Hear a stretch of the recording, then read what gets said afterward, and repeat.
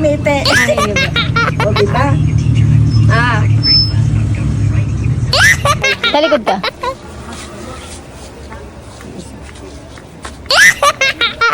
Hello mga mamis, kakasundo nga lang namin kay Kyle sa training nila. Pagkatapos niya nga kumain, naghapat na ako dahil namahinga na nga muna din si Kyle. Tapos maya-maya sabi ko nga sa kanya, maligo na siya. Paano ba naman kasi? Kailangan nga talaga kaming gawang video ni Kyle. Ang bilis nga lang din talagang natapos ni Kyle to. O diba, ganap na ganap. Paano ba naman kasi kailangan namin tong gawin dahil sobrang gastos na talaga niya. Diyos ko po. Bali magkikita nga din pala kami talaga ni Ate Noemi nito. Lapit lang naman sa amin yung barangay dito dahil kukuha nga ako ng barangay clearance. Kaya naman nagpasama na nga ako dito kay Ella habang sila Ate Noemi naman naghihintay dito sa ibay. Kumuha na nga din pala ako dito ng police clearance and mabilis lang talaga akong natapos. Tawagan nga din talaga ni Ate Noemi itong kapatid naming si Vince. Tapos pinalabas na nga lang namin siya ng kanto at di na nga kami pumunta sa may loob. Inigay ko nga lang sa kanya dito yung case, yung tempered sa back ng cellphone niya. Para nga kako ma-safe at hindi magasgasan ang cellphone niya. Ali, ito nga yung una naming pinuntahan sa may San Juan building. Itingin na nga din talaga sila Ate Noemi ng gown dito para kay Iya. Ito nga yung nagustuhan naming tatlo kesa nga dun sa isa. Masyado kasing red na red yon. Tapos ito,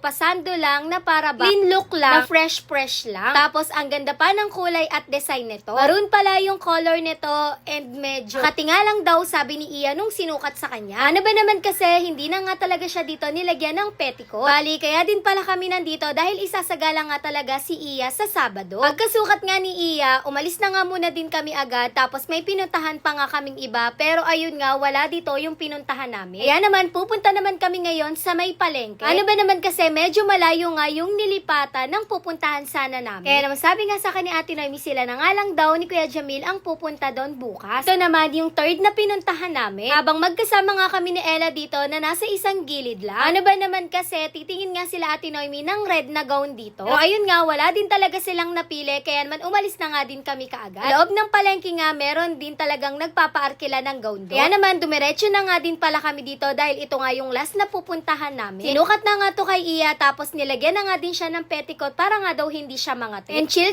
nga lang talaga kami ni Ella dito. Sasagala nga din pala si Ella ngayon pero mauuna nga si Iya. Kaiba nga sila ng lugar na pagsasagalahan o diba ang gaganda. Ganda din naman tong gown na nasuot ni Iya. Pero ipapakita mo na nga daw lahat ng pictures sa daddy niya para na nga din daw mapagpilian. Sobrang napagod nga kakasukat dito si Iya kaya naman binigyan ko nga talaga yan ng gustong-gusto niyang toy. Akto nga, sahod na rin pala ni Ella ngayon sa Facebook page kaya naman kinuha na nga niya yung sahod niya. Hintay na nga lang namin sila dito ni Iya. Paano ba naman kasi sobrang init nga talaga. Uuwi na nga sana kami nito pero kinausap pa nga ako dito ni Ella. Nagpapasama pa nga dito sa may Robinson. Paano daw ba naman kasi bibili nga daw sila ng mga pagkain nila ni Iya. Aba, bigla na nga lang talaga nila akong ginawang driver juice ko po. Kanina pa nga din pala paikot-ikot dito si Ella. Kaya naman sabi ko nga sa kanya, bilhin niya na nga yung mga gusto niyang bili. Kasi anong oras na nga din at gusto ko na nga din talagang umuwi, juice ko po. Di pa nga daw talaga niya alam kung ano yung bibilhin niya. Pero maya-maya nga naisip na nga niya yung mga kailangan niyang bilhin, pati na rin yung mga gusto niya. Pagkatapos noon, sabi ko nga sa kanila, libre nila ako. Paano ba naman kasi ginawa nga nila akong driver juice ko po. Ayan, dito nga kami sa Saks nagmerienda. Ice blend kila Ate Noemi tapos sa akin naman ay lemonade. Tikman ko na nga rin itong merienda nila Ella at ang sarap talaga nung siomay na to. Grabe, napadami na naman talaga ako ng kain. Isip ko nga din kung ano yung bibilin ko dito kay Kyle. Buti na nga lang naalala ko na gusto pala ni Kyle ng Ilocos empanada. Di pa rin kasi talaga siya nakakatikim nito. Ayaw niya rin kasi pero nung nakita niya nga yung mga ka-teammates niyang kumakain, parang masarap nga daw dahil masarap daw yung kain kaya naman ito bumili nga ako ng bestseller nila. Tapos yung avocado shake naman yung binili ko sa daddy niya. Tapos umuwi na nga rin pala kami nila Ate Noemi.